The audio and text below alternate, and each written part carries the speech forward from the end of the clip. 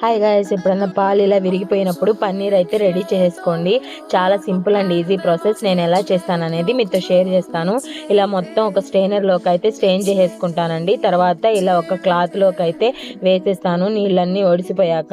తర్వాత ఇలా ఒక షేప్లోకి తీసుకొని మొత్తం ఈవెన్గా మనం ఇలా కొంచెం ఒత్తుకోవాలండి. లేకపోతే ఒక పక్క లావుగా ఒక పక్క సన్నగా వచ్చేస్తుంది. అందుకని మనం ఈవెన్గా ఇలా చేసుకున్నాక ఒక రోలు కానీ రోకలు కానీ ఏదైనా ఒక బరువైన వస్తువు అయితే దాని మీద పెట్టేసుకోవాలండి. ఒక 6-7 గంటలు ఇలా చేసేసుకున్నాక చూసారు కదా, ఇలా ఒక కేక్ లాగా అయితే వచ్చేస్తుంది.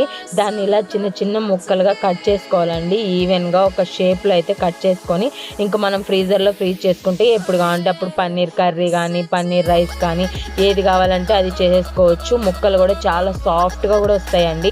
మీరు ఒకసారి ట్రై చేయండి. నా వీడియో మీకు యూస్ఫుల్ అయినట్టు అనిపిస్తే ప్లీజ్ లైక్, షేర్, సబ్స్క్రైబ్ చేసుకోండి. Thank you for watching. Bye guys.